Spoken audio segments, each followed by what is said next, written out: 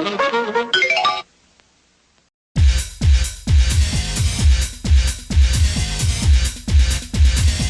all, TC Kirkham, the Kirkham Report here. Here to answer a thread from my pal Jeff at CalicoSilver. 10 more stupid, but kind of good questions. These were intriguing as all heck. I'm not going to show anything, Jeff. I'm just going to talk about it. I hope that's okay with you. I didn't want to dig out everything, but I definitely wanted to take the time to, got some lint on my shirt, take the time to answer these because they're interesting questions. They've not been done before. So here we go. Number one, for the rest of your life, choose between A, your 25 favorite albums, or B, every other album ever made. There is no question. I would pick B because my 25 favorite albums are in my head forever. I can remember them. Every other album ever made means there's new albums made every day. It means discovering new music. It means finding a new 25 favorite albums to replace the ones I lost. So that's just logical for me. Question number two. You can have only one album in your car for road trips. What is it? Well, I don't have a car, but I do road trips on Uber and stuff. One album I would take with me would be Middle of Everywhere, the greatest hits. It's Hanson's greatest hits album. It's 3 disc on vinyl, 2 disc on CD. It's got all their hits and a lot of the album stuff on it. And they always make me smile. They're my boys, so I like them, and that's just the way it is. Number 3, do you kind of like it when most people don't get one of your favorite artists / albums? I think everybody does. Everybody has their own tastes. I have a lot of weird stuff that nobody else would ever get into. And I like what I listen to. Do I kind of like it when most people are like, oh, I don't get that? Well, I'd like to introduce them to new music. That's kind of what Obscuria is about. But it's fun getting reactions on stuff people don't know. I mean, I got a reaction from a really old video last week where I was showing off one of the Ready Set's albums. There's not a lot of people that know the Ready Set. Balding Boomer sent me a video, a response to the video I made way back when I got my first black box, which is what was in there, was one of the Ready Set albums. He's like, oh, I've never heard of them. I'm going to have to check them out now. That's what I'm doing. I do kind of like it when they don't get it or have never heard of them, because then I can introduce them to them, and hopefully I'll get them to like it too. Number 4, what is an album you really love but it sounds almost too bad to listen to? Strangely enough, I do love the album. I listen to it a lot, but the sound quality is not the best, and it should have been. It's a really obscure skateboard theme album called Skateboardin' by a quartet called Sneakers and Lace. It came out in 1975.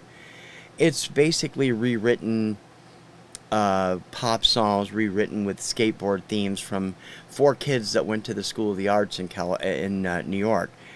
The songs are interesting. The lyrics are not always great, but the songs are fun. But the sound quality is only so-so. And it should have been better because Phil and Mitch Margot produced the album. They were 2 members of the Tokens. They produced Christy and Jimmy McNichol's album a couple years later, and it sounded fine. But for some reason, I don't know whether it was a bad pressing or what. It can't be the bad pressing, because I had it on vinyl, on MP3 before I got the vinyl, and it's the same quality on both. So I'm thinking it was recorded that way, and it shouldn't have been. They should have known better. Phil and Mitch Margot have done a lot of production work over the years, and it's been, I was really surprised at the fact that it's not a better sounding album. The album itself is fun, and that's one of those weird ones that I would listen to, but it's fun anyway. Number 5, what is an album you listen to when you're up and an album you listen to when you're down or aren't in the mood for listening? Got to go back to my boys. One of my favorite albums to listen to when I'm up is Hanson's 2011 album, Shout It Out. Most of the songs are very up-tempo. It has the great song, Thinking About Something. Actually, 2010 is when it came out. Thinking About Something. The video for Thinking About Something was based on the Blues Brothers. It's hilarious. The brothers are in it. Weird Al's in it. A whole bunch of great stuff, and a bunch of fans dancing with them. I love the whole album. The album is great. What do I listen to when I'm down? Usually Star Wars and Other Galactic Funk by Miko. Even today, this album, which came out in 1977, is my go-to album to get me back in a good mood. If I had a bad day at work, I'll put it on. The whole album is on the Best of Miko's CD, so I can just pop it on the MP3 and listen to it. It's basically a 15-minute suite of all the Star Wars music. Considering I'm a bigger Star Trek fan than I am a Star Wars fan, I love the music from Star Wars, and that version of it is fabulous, and it always puts a smile on my face by the end of it. So that's what I listen to when I'm down or not in the mood for listening. Number 6, what obscure artist would you promote if you had the power and means to do so? I'm going to cheat here. I got 3 of them. They're all 3 rising in the music industry, and they deserve to be superstars. I think they're that good. 2 of them, one of them has not really released anything. The other one, the middle one, has released a single a year ago and has an album coming out. I thought it should have been out by now, but it still hasn't been released. And the third one has actually had more high profile in Europe than because of last year's Eurovision. First off, I've talked about him a lot. He's best known as a pro wrestler, but as a singer-songwriter, I think he's going to be an amazing star. His name is Marco Stunt. He writes incredible music. Very much in the Ed Sheeran, James Taylor, John Denver vibe. But he does rock stuff too. I mean, he does a killer acoustic cover of Sunglasses at Night by Corey Hart. Marco is working on an EP. He hasn't been wrestling for a while because he hurt his back. So he's been working on an EP. Great song he did a couple years ago on an AEW YouTube thing called Sam I Am is coming out as a single, and it's a great song. Hopefully that'll show up on Spotify in the next month or so, but it is great, and he is great, and I think he is going to be destined for superstardom. The second one is another artist I have promoted endlessly on my channel. I just think the world of this kid. He is going to be, as his website says, superstar in training. He is really something. He is a 16-year-old singer-songwriter from Philadelphia named Dylan Zangwill. Dylan I first found on America's Got Talent. He was also on American Idol, although his stuff did not get to TV this year. 16 years old.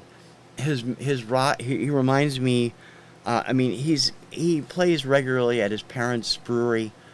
He also plays regularly at a number of Philadelphia area places. He's gained an incredible reputation to the point where he's done interviews on TV, on podcasts, everything else. He worked on some tracks last year with John Carter Cash, the son of Johnny Cash and June Carter. He did some incredible original stuff that is starting to make its way into the public eye, mostly on YouTube. He's been invited to be a part of the Bowie tribute show every year for the last couple of years in Philadelphia. This kid is the real deal. His voice is incredible. He can play guitar, Hammond organ, piano, his organ skills are beyond belief. I really think Dylan is destined for superstardom, and I really, really want to see everybody in the vinyl community get behind him when his album comes out, hopefully later this year. I will be plugging the hell out of it. The third act that I would promote if I had the power and means to do so are 5 kids from Slovenia. They call themselves LPS. It stands for Last Pizza Slice. I've featured them on the show a couple of times.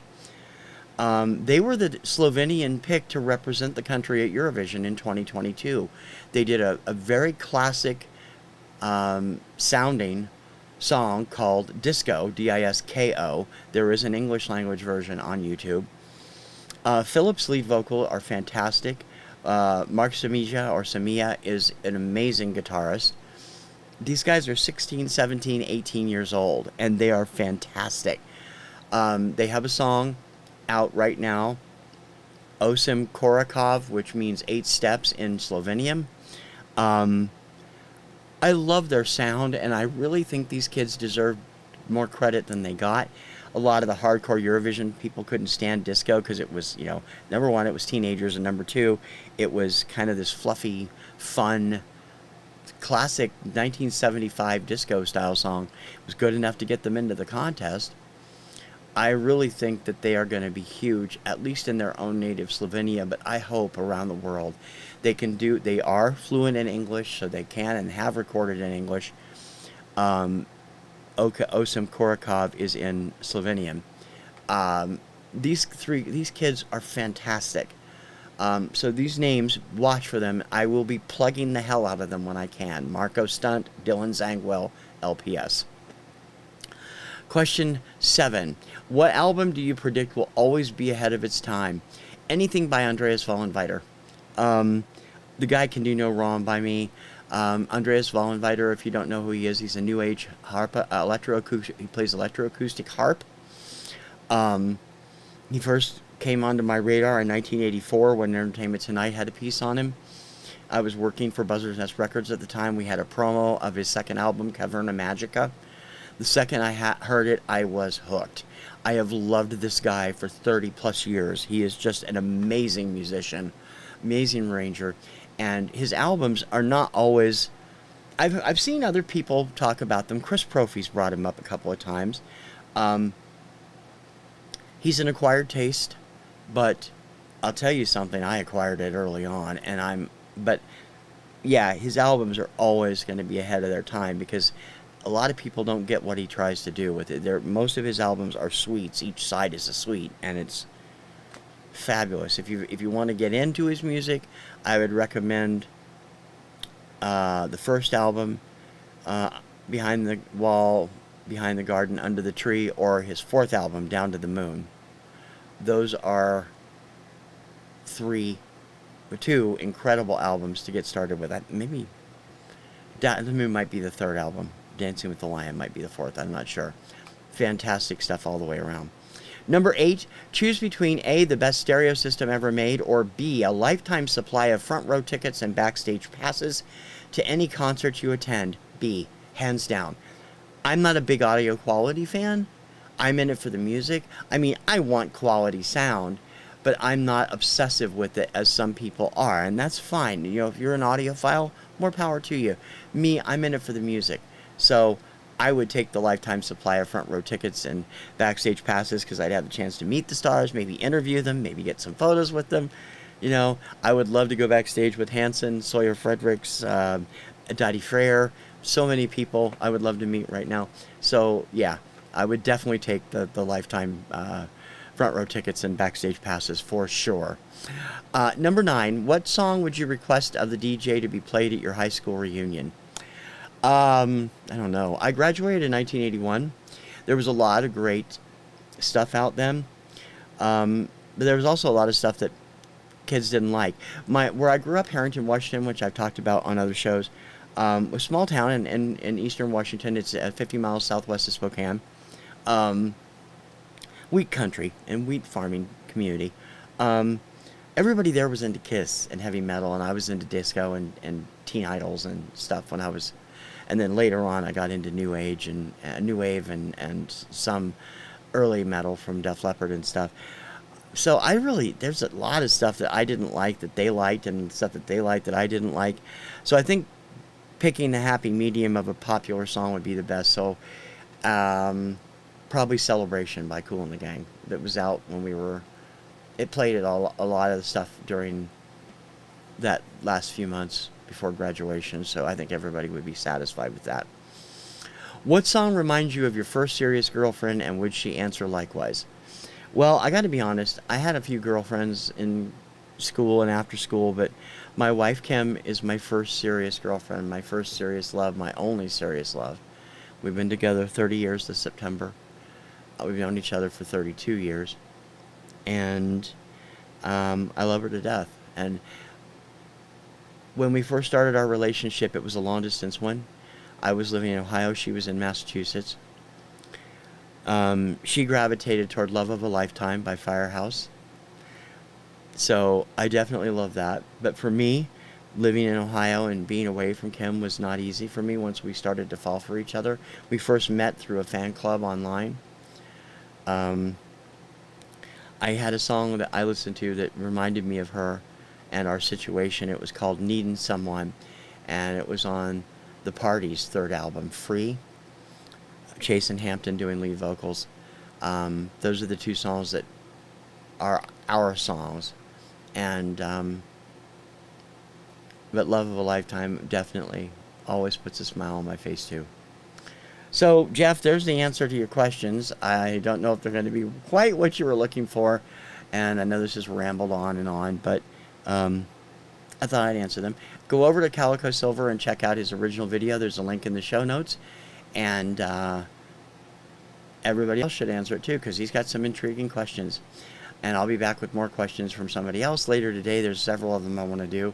Hopefully, get them all in and out today or tomorrow. For the Kirkham Report and TKR Video Central, I'm TC Kirkham. Ciao, baby.